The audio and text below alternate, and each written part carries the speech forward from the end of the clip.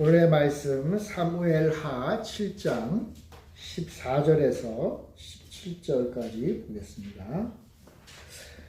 나는 그에게 아버지가 되고 그는 내게 아들이 되리니 그가 만일 죄를 범하면 내가 사람의 매와 인생의 채찍으로 징계하려니와 내가 내 앞에서 물러나게 한 사울에게서 내 은총을 빼앗은 것처럼 그에게서 빼앗지는 아니하리라.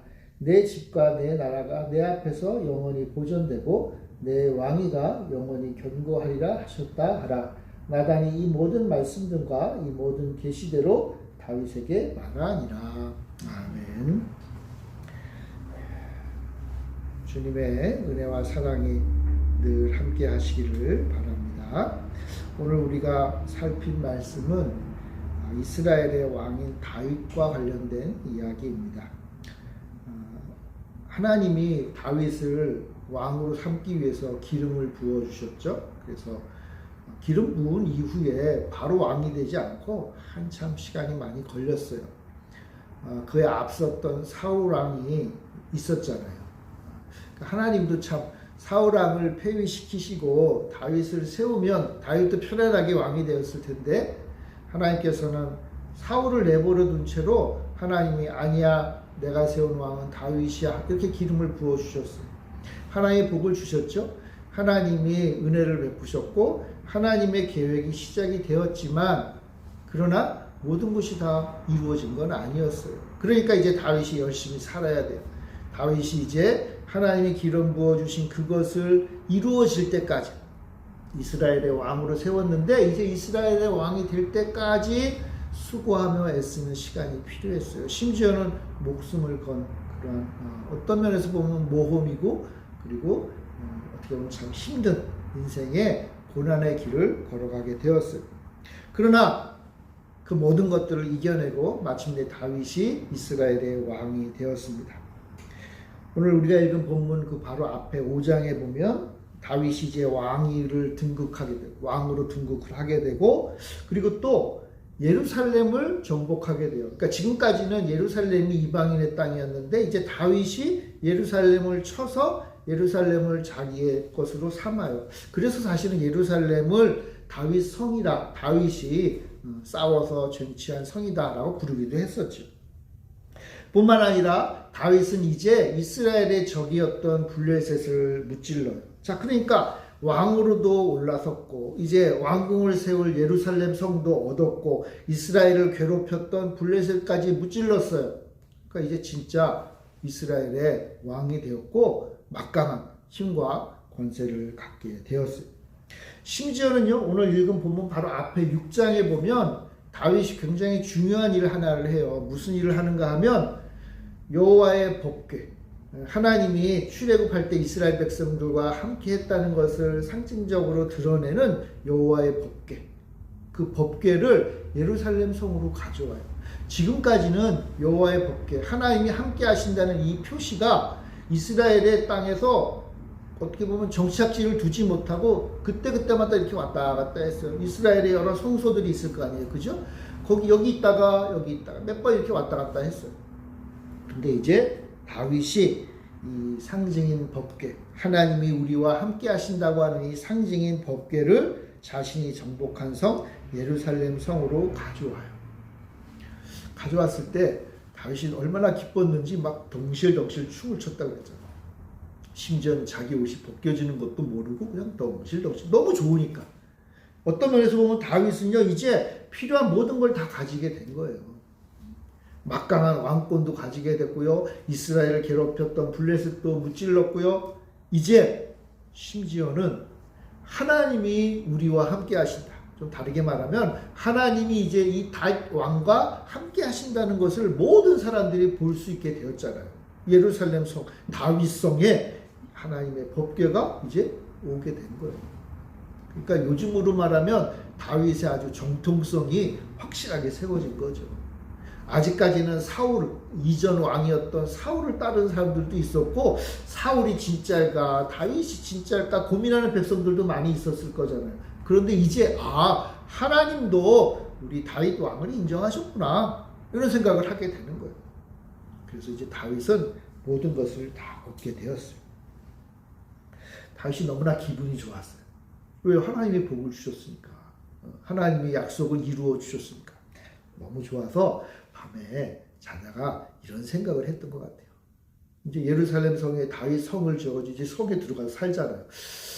자, 그런데 좋은 성에서 자다가 보니까 나를 이렇게 복 주신 하나님의 법궤는 예루살렘 성에 들어왔지만 예루살렘 성의 넓은 마당에 텐트를 치고 있는 거예요. 법궤라는 게 장막 텐트를 쳐서 그 안에 법궤를 둔 거거든요. 상자, 하나님이 함께 하신다는 그것을 상징하는 상자를 놓아둔 거예요.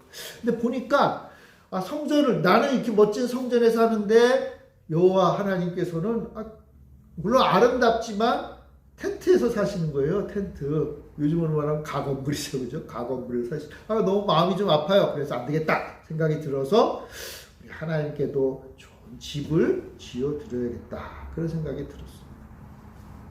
그래서 나단 선지자, 다윗 왕 옆에서 다윗을 도왔던 선지자 나단 선지자를 불러요. 그래서 나단에게 뭐라고 얘기하냐면 하나님께서 나에게 이런 복을 주시고 이런 멋진 집을 주셨는데 하나님께도 멋진 집을 지어드리고 싶어요. 그래서 성전을 지어드리겠습니다 라고 이야기를 해요. 나단이 그 얘기를 듣고 좋아요. 그렇게 하잖아요. 그죠? 은혜 받아가지고 하나님의 집을 지어주겠다니 얼마나 좋아요. 하나님을 위해서 살겠다니 얼마나 감사해요. 그래서 좋아요. 그렇게 얘기하고 나단도 집에 돌아왔어요. 그런데 그날 저녁에 나단이 잠을 자는데 그때 하나님이 나단에게 나타나서 놀라운 말씀을 하세요. 뭐냐 하면 됐다. 내가 언제 이스라엘 백성들에게 집 지어달라고 했느냐. 이스라엘 백성들이 애굽에서 탈출해가지고 가나안 땅에 와서 살았잖아요. 그죠? 내가 이 출애굽해서 그 광야, 신의 광야를 다니고 가나안 땅으로 올 때까지 내가 언제 너희들에게 집 지어달라고 했느냐? 그렇죠. 하나님이 집을 지어달라고 하지 않으셨어요. 왜요? 하나님의 집은 이 땅에 없거든요. 하나님의 집은 이 땅과는 다른 하늘에 있는 집이에요. 물론 다윗이 믿음으로 한 일이죠. 믿음으로 한 일이에요. 그러나 여러분 우리가 믿음으로 한다고 해서 다 항상 하나님 앞에 하나님이 기뻐하시는 일이 아닐 수 있다는 거. 여러분 우리는 내 믿음대로 살면 안 돼요. 내 믿음으로 사는 것이 아니라 하나님의 뜻과 하나님의 계획에 따라 사는 거예요. 다윗이 하나님의 집을 지어드리겠습니다 하는 것은 정말 큰 믿음으로 한 걸로 보여요. 여러 가지 이유가 있었겠죠. 그 당시에는 성전을 멋지게 지으면 많은 다른 사람들로부터 와 우리 임금님은 정말 믿음의 사람이라는 칭찬도 들었겠죠. 그저 단순히 장막 텐트에 있는 법궤보다 멋진 성전을 짓고 그 안에 여호와 하나님을 모시면 정말 여호와 하나님이 나와 함께 하시는 거잖아요. 얼마나 멋져요. 근데 하나님은 그것이 중요하지 않다 하신 거예요. 그것이 중요하지 않다. 여러분 정말 중요한 것이 뭘까요? 정말 중요한 것? 여러분 우리는요 하나님을 내가 소유하려고 할 때가 있어요. 하나님을 내가 소유하려고. 법궤를 내 안에 두고 싶어 하는 거예요. 그 다윗이 나중에 성전을 짓긴 했죠. 그 아들 솔로몬이. 근데 그 예루살렘 성을 보면요. 다윗 왕의 왕궁, 왕이 사는 왕궁이 있고 그 옆에 성전이 있어요. 근데 놀랍게도요. 여러분 왕궁이 클까요? 성전이 클까요? 왕궁이 더 커요. 심지어는요. 성경은 이렇게 말을 해요. 이스라엘의 왕들이 성전을 지었는데 자기들 왕궁에 정원같이 지었다. 여러분 집이 커요? 정원이 커요? 물론 정원이 넓긴 하겠지만 중요한 건 뭐예요? 집이 중요하잖아요. 그죠? 성전을 짓는 거는 중요해요. 지을 수 있어요. 우리 하나님께 좋은 집을 지어드리고 싶은 믿음의 모습이에요. 그런데 다윗도 그렇지만 그 이후에 모든 왕들이 무슨 생각을 하는가 하면 하나님의 법궤, 하나님이시잖아요. 하나님의 법궤를 내 성전 옆에 딱 두면 나는 안전하고 이제 내가 필요할 때마다 하나님 앞에 기도하면 하나님이 다 들어주셔야 되고, 심지어 말하면 뭐예요? 하나님은 내 말을 들어야 돼. 이렇게 생각한다. 원래 여호와의 법궤라는 것은요, 무슨 거냐 하면 여호와께서 계신 이 법궤가 하나님이 절로 가고 싶어 하시면 글로 가는 거예요. 하나님 마음대로 자유롭게 다닐 수 있는 거예요. 여러분, 하나님의 자유, 하나님이 마음대로 우리를 이끌어 가시는 거예요. 그런데 법궤를 두고 법궤를 성전에다 두고 하는 마음을 가지면서 무슨 생각을 한 거예요? 하나님을 가둬놓는 거예요. 하나님을 저 뒷방에 놔두신 것과 똑같은 거예요. 그리고 뭐예요? 내가 앞서서 내가 살아가는 거예요. 그리고 필요할 때마다 하나님 부르는 거예요. 하나님 나 좀 도와주세요. 하나님 나와 함께 좀 하세요. 하나님 저 적들이 나를 괴롭히는데 하나님 나가서 싸워서 저 적들을 좀 물리쳐 주세요. 이건 뭐예요? 하나님을 믿는 것 같으면서도, 하나님을 의지하는 것 같으면서도 사실은 뭐예요? 하나님을 내 종으로 부리고 있는 거예요.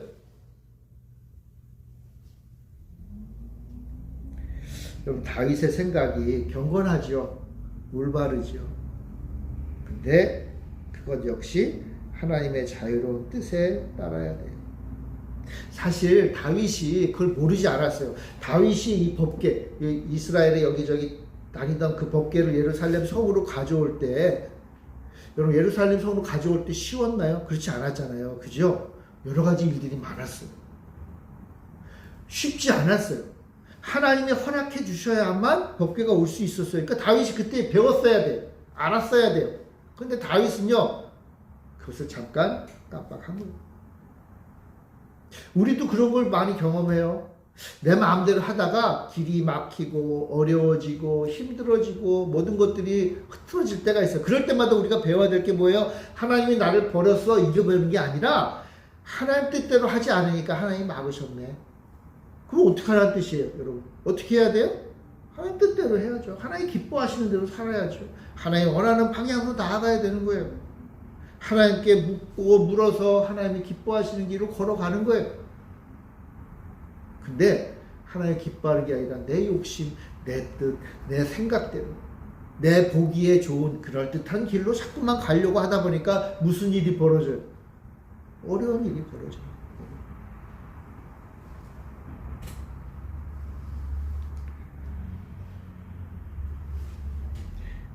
하나님께서는요, 다윗이 제가 하나님의 집을 지어드릴게요 하니까 하나님이 아니다, 됐다. 내가 언제 집 지어달라고 했냐. 집은 네가 짓는 게 아니라 네 아들이 지을 거다. 그러면서 아주 놀라운 은혜의 말씀을 주세요. 여러분 11절 한번 볼까요? 11절. 우리 11절 같이 한번 읽어봅시다. 시작.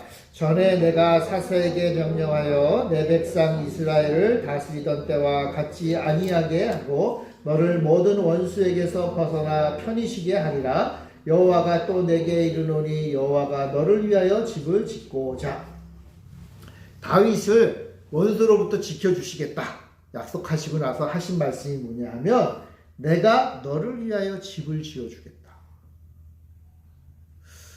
다윗이 하나님을 위해서 집을 짓겠다고 하니까 아니다, 됐다. 그러면 하나님이 거꾸로 제안을 하세요. 약속을 주세요. 뭐예요? 내가 너의 집을 지어주겠다. 물론 다윗은 이미 왕궁이 있어요. 그죠? 그러니까 이 집은 그저 눈에 보이는 왕궁을 말하는 건 아니에요. 이 집이 뭘까요? 다윗의 인생이에요. 지금까지 하나님 믿으며 살아왔지만 앞으로도 하나님과 함께할 그 인생을 이제 하나님이 멋지게 지어주시겠다. 하나님이 우리의 인생의 집을 지어주신다고 약속하시는 거예요.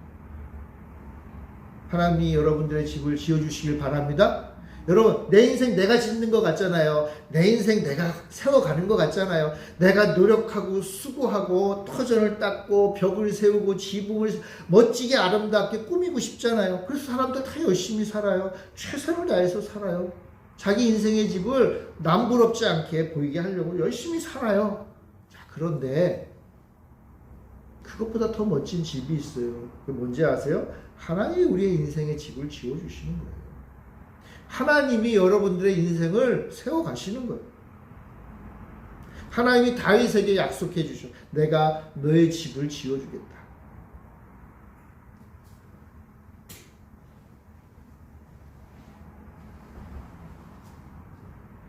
하나님이 우리의 집을 지어주시는 것도 하나님의 뜻 가운데 지어주시는 거예요. 하나님의 뜻 가운데. 하나님이 우리의 인생에 집을 지어주십니다. 그러면요, 그 집은요, 내가 짓는 것보다 더 화려해요. 내가 짓는 것보다 더 멋져요. 내가 짓는 것보다 더 모든 이들에게 사랑받을 만한 집이 되는 거예요. 에베소서 3장 20절에 보면요, 바울이 이런 말을 했어요. 우리 가운데서 역사하시는 능력대로 우리가 구하거나 생각하는 모든 것에 더 넘치도록 능히 하시리. 우리가 생각하고 우리가 기도한 것 그 이상으로 더 넘치도록 능하게 하시는 분이 있다는, 그분이 누구예요? 하나님이시죠. 내 생각, 내가 집을 설계도를 그리고 그 집을 지을 때 나름대로 멋지게 짓지만 그 집보다 훨씬 더 멋지게 능력 있게 지을 수 있는 분이 있다는데, 그 하나님이 약속하시는 거예요. 뭐예요? 내가 너의 집을 지어주겠다. 그러면 여러분, 우리가 어떤 설계도로 집을 지어야 되겠어요? 내가 만든 설계도로 집을 지어야겠어요? 아니면 하나님이 만들어주신 설계도대로 집을 지어야겠어요? 어느 집이 더 멋지겠어요? 어느 집이 더 화려하고 아름답고 귀하겠어요? 내 계획, 내 인생의 청사진대로 지은 집은요, 예수님이 말씀하셨잖아요. 모래 위에 지은 집과 같다. 그것은요, 좀 어려운 일이 있으면, 감당할 수 없는 일이 생기면 다 무너져 내리는 거예요. 지금 볼 때는 멋있어 보이고, 지금 볼 때는 나름대로 괜찮아 보이고, 지금 볼 때는 남보다 나아 보이지만 그 집이 하나님이 세우신 집이 아니면 언젠가는 무너져 내린다. 무너져 내려. 그러니까 예수님이 말씀하셨잖아요. 그런 모래 위에 지으면 안 된다. 어디다 지으라? 반석 위에. 우리 주님 위에, 우리 예수님 위에, 하나님의 이 모든 것들을 능히 이루실 능력 있는 분 위에 집을 지어야 된다. 근데 하나님은요, 다윗에게 그 약속을 주셨어요. 내가 너희 집 지어줄게.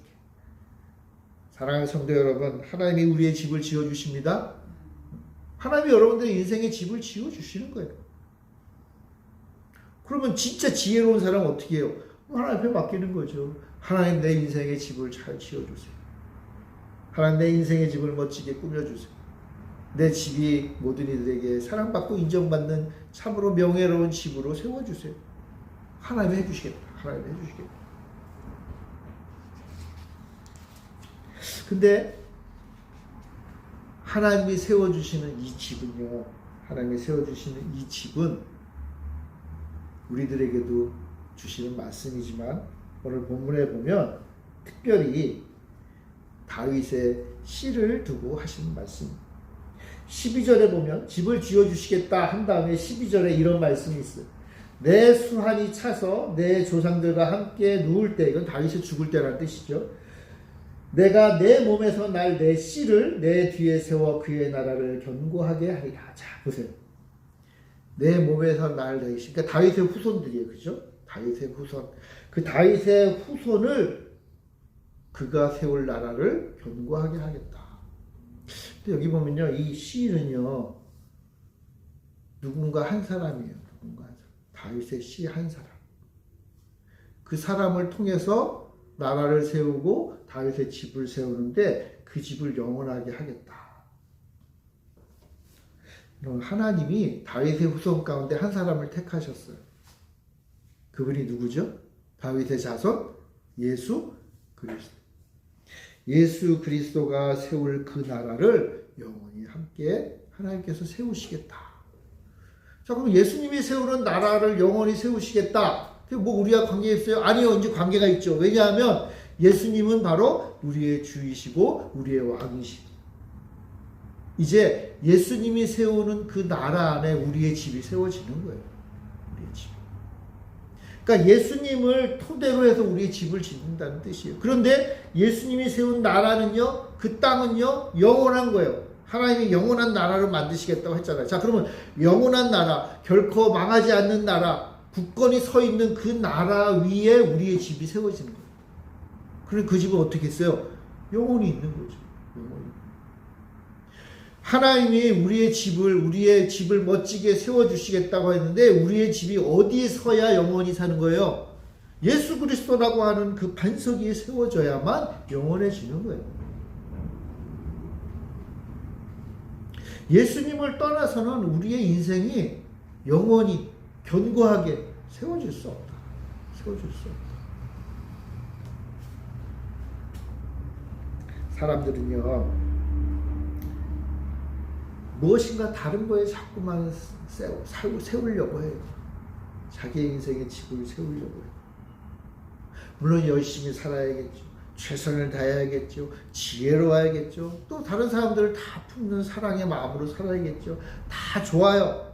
다 해야 될 일이에요. 다 하나님이 기뻐하시는 일이에요. 그런데 그 좋은 일들을 다 하면서 비바람이 불면 마구 흔들릴 모래 위에 세우는 것은 예수님도 말했잖아요. 참 어리석다. 어리석다. 흔들리지 않는 굳건한 바위 위에 서야 돼. 그 바위가 뭐예요?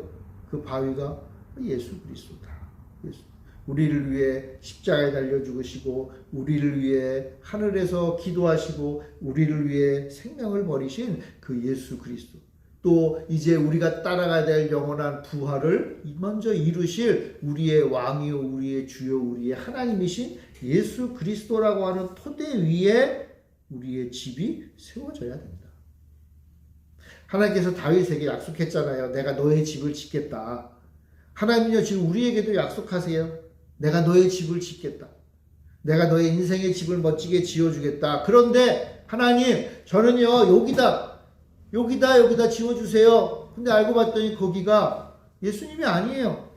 하나님 여기다 지으면 멋있을 것 같아요. 남들 다 여기다 짓거든요. 알고 봤더니 세상에다 집을 짓는 거예요. 그럼 어떻게 된다는 거예요? 무너져 내린다는 거예요. 어디에다 집을 지어요? 예수 그리스도 위에 집을 지어요. 그것이 바로 하나님이 다윗에게 주신 약속이에요. 그리고 다윗의 뒤를 이어 믿음으로 살아가는 우리 모두에게 주신 약속인 거예요.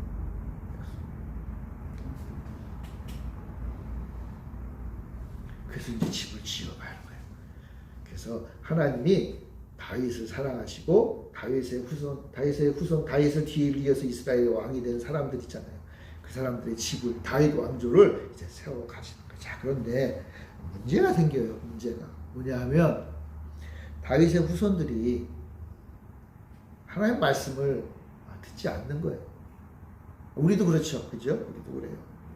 다윗의 뒤를 이은 이스라엘의 왕이 하나님 의지하고 하나님만 믿고 하나님 앞에 순종하며 이스라엘 백성들을 잘 이끌어가면 하나님 그 집을 견고하게 지어주실 것 같은데 다윗의 후손인 왕들이 자기 마음대로 살아요. 자기 마음. 하나님 앞에 범죄해. 여러분 죄를 지으면 어떻게 해야 되죠? 죄를 지으면 죄의 대가를 치러야 되잖아요. 근데 하나님이 여기서 어떻게 보면 굉장히 특별한 말씀을 하세요. 오늘 우리가 읽은 보면 14절 15절에 보면 이런 말씀이 있어요. 같이 한번 읽어봅시다. 14절 15절 시작. 나는 그에게 아버지가 되고 그는 내게 아들이 되리니 그가 만일 죄를 범하면 내가 사람의 매와 인생의 채찍으로 징계하려니와 내가 내 앞에서 물러나게 한 사울에게서 내 은총을 빼앗은 것처럼 그에게서 빼앗지는 아니하리라. 자, 죄를 지면 범죄하면 내가 사람의 매와 인생의 채찍으로 징계하겠다. 여러분 잘못하면 벌 받는 거예요. 하나님 앞에 죄를 지으면 책만 받게 돼 있는 거예요. 그건 너무나 당연한 거예요. 오히려 하나님 앞에 잘못했는데 하나님이 나를 치신다, 나를 힘들게 하신다, 나에게 채찍을 드신다, 기뻐해야 될 일이에요. 왜냐하면 하나님이 나를 사랑하신다는 뜻이에요. 하나님 말씀대로 살지 않았는데 어려운 일이 생겨요. 그럼 감사할 일이에요. 물론 그 채찍은 아프지만 그 매는 나를 힘들게 하지만 그러나 하나님은 당신의 아들, 딸들에게만 이 벌을 드시는 거예요. 자녀가 아니면 매도 없다 그랬어요. 자녀가 아니면 하나님은 신경도 쓰지 않으세요. 하나님은요 당신의 자녀를 향한 사랑이 너무나 크기 때문에 잘못했을 때 내버려 두지 않고 채찍을 들어 돌아오게 하시는 거예요. 그러나 당신의 자녀가 아니면요 무슨 짓을 해도 그냥 외면하세요. 외면하세요. 그러니까 하나님은 뭐예요? 범죄하면 죄를 지면 내가 사람의 매와 인생의 채찍으로 징계한다. 그런데 여러분 다윗 앞서서 사울 왕이 있었다고 그랬잖아요. 그죠? 사울 왕은 어떻게 했죠? 하나님이 사울을 택해서 왕으로 세웠는데 사울이 하나님을 떠나고 범죄했거든요. 근데 그때 하나님은 어떻게 했어요? 사울을 버렸어요. 당신의 말씀대로 살지 않은 사울을 버렸어요. 당연한 거예요. 말 안 들으면 버리는 거예요.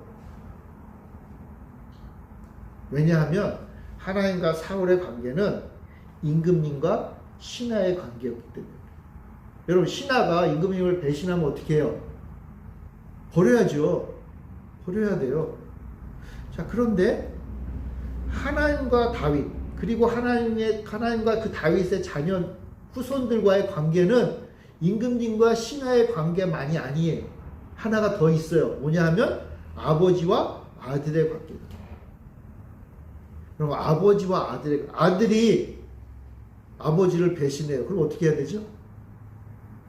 어떡합니까, 여러분? 버립니까? 버리는 부모도 가끔 있는데 모르는데 버릴 수 없죠. 하나님이 말씀하시는 말은 그거예요. 다윗의 자손이 이제 내가 그들에게 아버지가 되고 그들은 내 자녀가 되게 하겠다. 이 말은 뭐예요? 사울처럼 버리지 않겠다. 그럼 어떻게 한다는 거예요? 혼내겠다. 혼내서라도 나를 떠나지 않고 나와 함께하고 내가 준 은혜를 받도록 깨달을 때까지 내가 함께하겠다.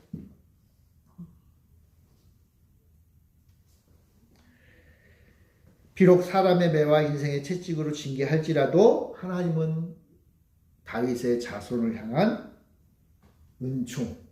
은총을 빼앗지 않겠다. 이 은총이라는 말이 이 히브리어로 헤세드라는 말이에요. 헤세드. 이 헤세드라는 말은 무슨 뜻인가 하면 아버지가 아들을 향한 사랑인 거예요.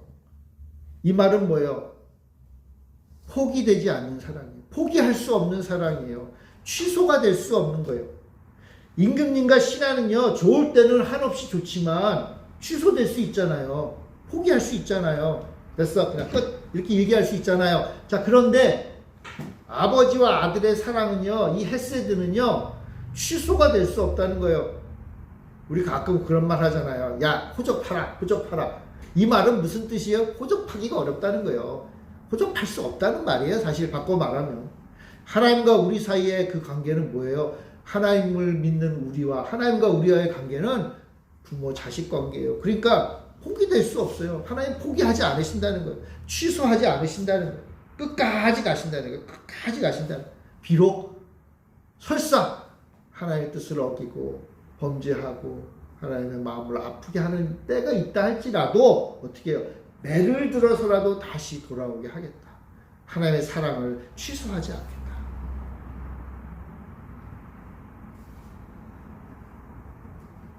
하나님은 이스라엘 백성을 내 소유라고 내 거야 하셨어요. 내 거야. 우리가 부모들이 가끔 자식들 보고 넌 내 거야 이런 말 하잖아요. 그죠? 하나님이 우리를 보고 넌 내 거야. 그럼 하나님이 내 거라고 하신 것을 빼앗아갈 자가 없다는 거예요. 하나님이 포기하지 않는 한 그것은 깨어질 수 없는 관계예요. 그러니까 어떻게 해요? 영원히 함께합니다. 영원히 함께합니다.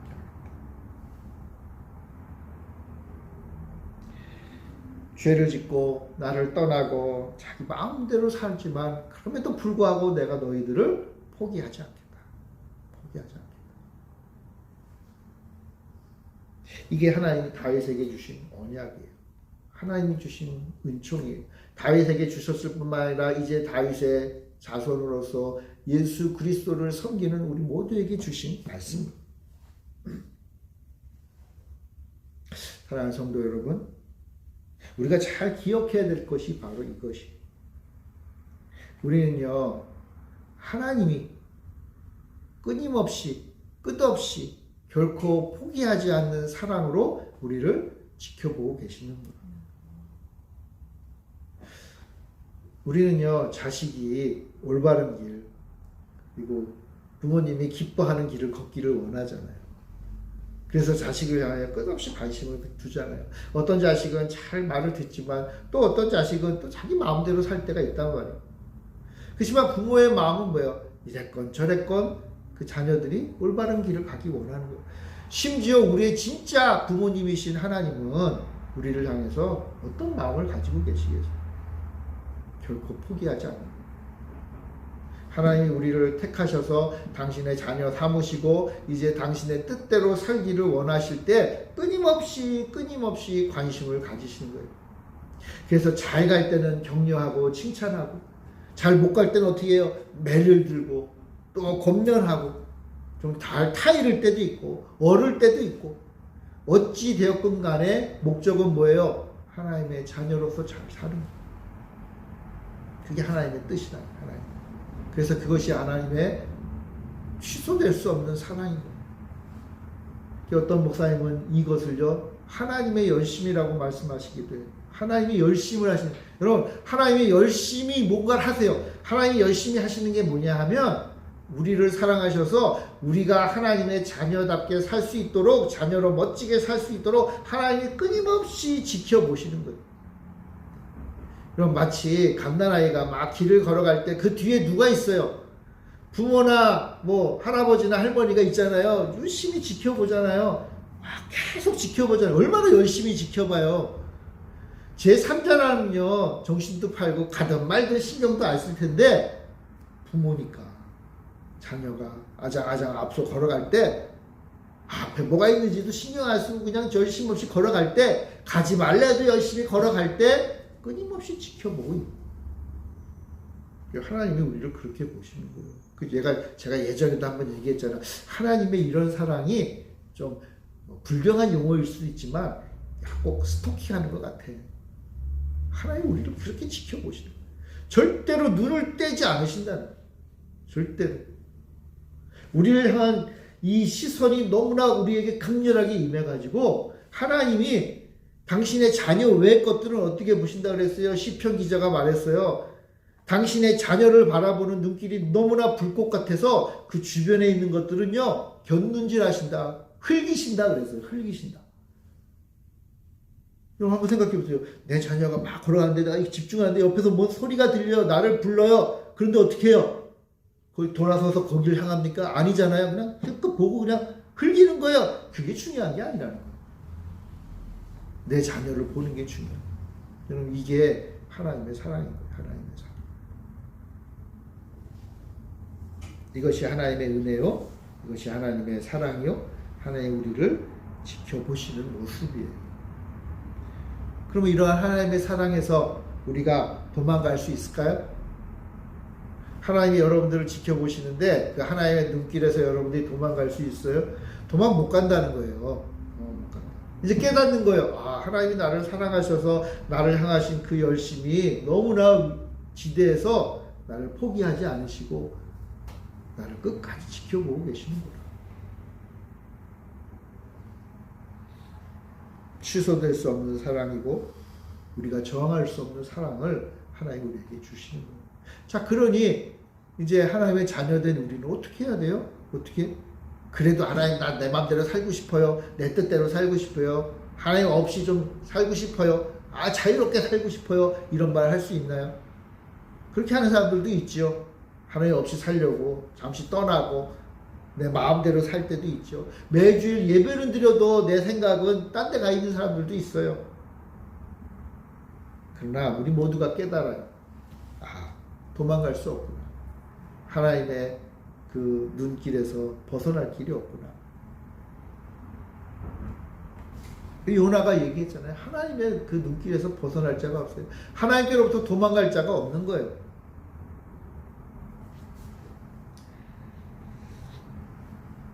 사랑하는 성도 여러분, 하나님이 다윗 왕에게 은혜를 베풀어 주셨어요. 다윗 왕이 이제 뭐 부족할 게 뭐가 있어요? 세상의 것들은 다 얻었잖아요. 왕부대였고 왕궁도 얻었고 법궤까지 얻었고 뭐 모든 것이 부족할 것이 없어요. 그래서 하나님의 집을 지어주겠다고 아주 호기롭게 얘기할 정도예요. 부족한 게 없는 사람이에요. 근데 하나님은 그게 다윗에게 중요한 게 아니라고 말씀하시는 거예요. 너가 내 집을 지어주겠다고? 아니야. 내가 너의 집을 지어줘야 돼.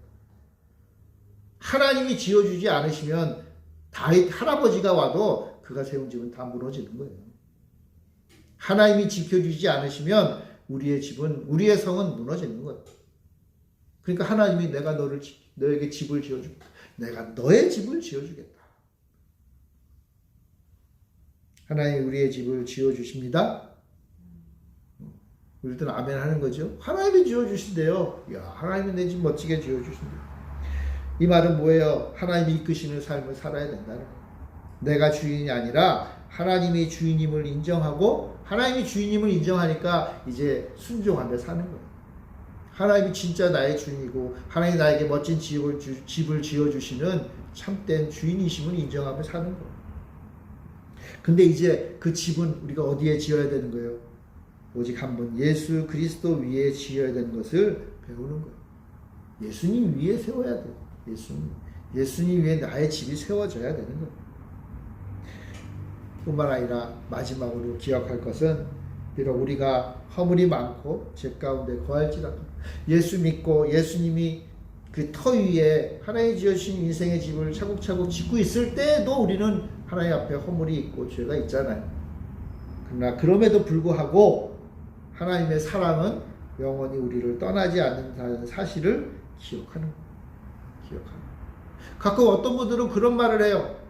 내가 하나님 사랑하고 그래 교회 나와서 열심히 했는데 하나님 앞에 또 죄를 지었어요. 또 잘못했네요. 또 내 마음대로 살았어요. 하나님 기뻐하지 않는 일을 했어요. 하면서 내가 지은 죄 때문에 하나님이 나를 떠났을 거라고 자꾸만 착각을 해요. 이거 여러분 사단이 준 생각이에요. 하나님은 분명히 말씀하셨어요. 우리의 모든 허물에도 불구하고 한번 택한 나의 자녀를 내가 놓지 않겠다. 그러니까 여러분들 교회에 와서 하나님 앞에 예배드리고 하나님 앞에 기도하고 찬양하고 하나님을 섬기며 살면 하나님은 이미 나를 당신의 자녀로 삼아주신 것이고 포기하지 않으신다는 거예요. 그럼 어떻게 해요? 죄를 지으면 하나님 앞에 나와야지. 하나님이 용서해 주세요. 용서해 주신다는 거예요. 하나님 이거 내가 참 큰 잘못을 저질렀어요. 하나님 괜찮다고 하시는 거예요. 괜찮아. 더 중요한 게 뭐예요? 하나님을 믿는 거예요. 하나님이 지어주시는 집을 소망하며 하나님 주시는 믿음 안에서 살아가는 게 중요한 거지, 자꾸만 그런 것 때문에 자꾸만 하나님의 집을 떠나려고 하는 게 문제예요. 하나님 앞에, 하나님 안에. 왜요? 하나님의 사랑은 결코 취소될 수 없어요. 우리 때로 이해가 안 되죠? 왜냐면 우리 인간들의 사랑은 취소될 때가 많거든요. 근데 최소한 취소되지 않는 사랑이 비스무리한, 하나님의 사랑과 비스무리한 사랑이 하나 있잖아요. 뭐요? 부모 자녀의 사랑. 이런 부부간의 사랑은 또 취소가 요즘은 너무나 많이 되잖아요. 그죠? 그런데 부모 자녀의 사랑은 그래도 하나님의 사랑과 비슷해요. 부모가 자녀를 향해서 사랑할 때 취소하나요? 취소하지 않잖아요. 근데 그 사랑보다 더 큰 사랑이 하나님의 사랑인 거예요. 그러니까 하나님의 사랑은 취소될 수 없어요. 내가 하나님하고 부르면 하나님은 언제 이 얘기를 하기를 기다린다는 듯이 기뻐하면서 뛰어나오시는 거예요. 멀리 도망갔던 탕자가 돌아왔을 때 아버지가 어떻게 했다고 그랬어요? 왔어? 그래, 왔냐? 저는 뭐하러 왔어? 이렇게 하지 않으셨잖아요. 아버지가 어떻게 했어요? 그 탕자가 다시 그 탕자가 마을 어귀에 도착했다는 소식을 그때부터 이미 아버지가 막 흥분한 거예요. 집 앞에 온 것도 아니고 마을 어귀에 아버지 찾아서 왔다는 소식이 들리자마자 아버지가 맨발로 뛰어나가서 아들을 맞이했죠. 하나님의 사랑이 그런 거라는 거예요. 하나님의 사랑. 그 사랑이 결코 끊이지 않는다는 사실. 하나님의 사랑은 취소되지 않는다는 사실. 다윗에게 주신 이 약속, 우리에게 주신 약속이라는 사실을 믿고 또 믿음으로 사는 우리들이 되어야 될 거예요. 사랑하는 성도 여러분, 하나님이 우리의 주님을 인정하며 삽시다. 하나님이 이끄시는 삶을 삽시다. 오직 예수 그리스도의 우리의 인생의 집을 세워야 돼요. 예수 그리스도만이 나의 참된 인생의 터전임을 기억합시다. 무엇보다도 하나님이 우리를 향하신 그 사랑이 결코 취소되지 않고 사라지지 않고 끊어지지 않는다. 하나님이 내 손을 꽉 붙잡고 나는 비록 하나님의 손을 놨지만 하나님은 내 손을 놓지 않으신다. 그 사실을 기억하고 우리에게 주신 이 인생의 시간들을 멋지게 믿음으로 살아가는 우리 모두가 되기를 바랍니다. 우리 기도하겠습니다. 사랑의 주님, 감사합니다. 허물 많고 부족한 저희들이지만 하나님께서 은혜 베푸셔서 영원한 사랑을 주시고 우리의 인생을 예수 그리스도 위에 굳건하게 세워질 수 있도록 이끌어 주시는 주님 참 감사합니다. 이제 우리가 그 사랑을 기억하고 결코 흔들리지 않는 그 사랑 위에 믿음으로 살아가는 우리 모두가 되게 하여 주시옵소서. 우리의 연약함을 보지 않게 하시고 우리의 허물을 보지 않게 하시고 우리 하나님의 놀라우신 사랑만을 바라보며 사는 믿음의 백성들 다 되게 하여 주옵소서. 감사드리며 예수님의 이름으로 기도합니다. 아멘.